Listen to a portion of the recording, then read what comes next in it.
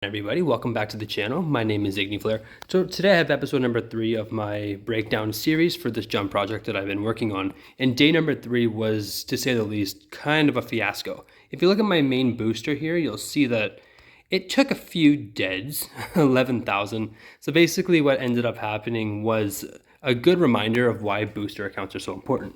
I was doing barbarian camps. There was a player that wanted to sort of emphasize his dominance over the area, so he started attacking everybody, and he attacked me as part of that.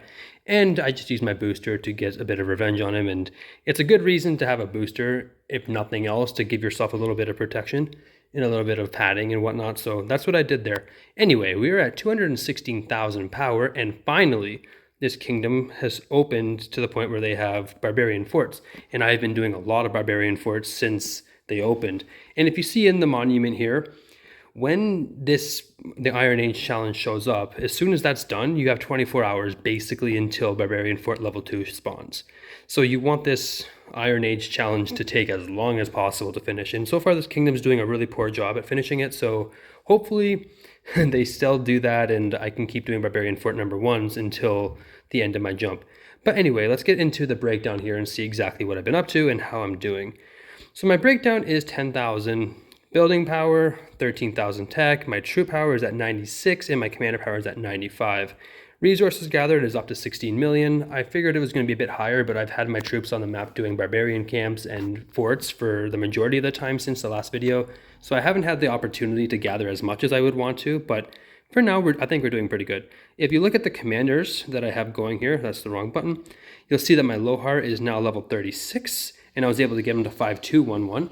And if you're wondering why I don't put my points into the third skill, or at least try to, it's because I'm using this character, Lohar, as a main fort rally guy when I go to Final Kingdom, so I want as much of this skill max as possible, because I will be running solo forts with this account in a farm, and I'm going to be going for 100% every fort, so I want this character to be strong and able to host those rallies as easy as possible.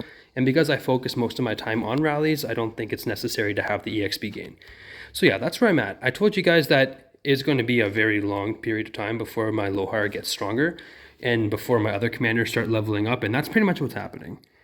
345,000 experience to level him from 36 to 37. Again, that would level every one of these characters up to at least 12 and make my account spike, but we're almost there. We're doing pretty good. We have 162 of the hour-long speed ups, and I'm going to show you guys something, our EXP tomes. Here, I'll show you guys what I'm doing. This is kind of interesting. So I just finished one here. This is what I'm getting right now.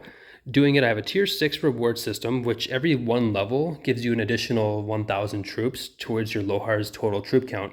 So I need to get them to 40 so that I'll be able to close that distance to 50, and then I'll lower the tier 2 number that I put in with my booster so I can get it to tier 7. Tier 7 is about 56% of the total damage dealt, and you can do that when you have 40,000 troops. So I'll be doing that. And this is like the max tier of what you can get. 21,000 experience, 16 of the green chests, and 2 5-minute speed ups. Once you get to tier 7, it doubles to 4 of the 5-minute speed ups, 22,000 experience, and I believe 18 or so of the green chests. So it ends up being very worth it. So I'm going to get that soon.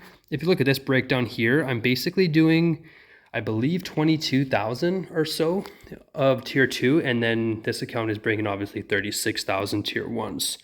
So that's basically where I'm at. All of my burners are running Lohars at the moment, and they're also using their AP to get bone necklaces to get more Lohar over the course of the next few days, because eventually, once the monument goes a bit further and I'm not able to do Barbarian Fort 1s anymore, then I'm going to be stuck, and I don't want to be stuck in that position without having Dauntless Lohars to rally, because I don't like rallying Junior Lohar. Another interesting thing that I wanted to show you guys here is my map scouting. We are currently sitting at 75%, and I basically have most of it done. It's going to take me another day, probably until the next video, before I get 100% of it done, and then all of my kingdom maps showing up right here are going to get converted into 5-minute speed ups, so that's going to be super helpful. As you can see, I haven't actually spent any of my AP recovery potions yet, although I've used up all of my AP now, and I've used up the daily ones. I'm probably going to start using a bit of it because rallying forts is that important for a jump.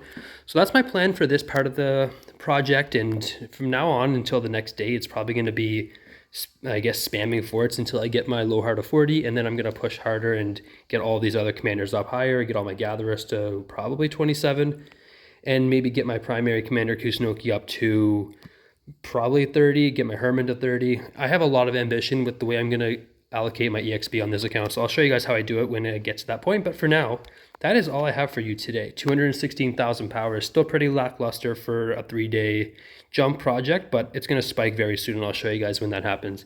Thank you guys so much for stopping by. My name is IgniFlare, and I will see you guys on the next one. Take care.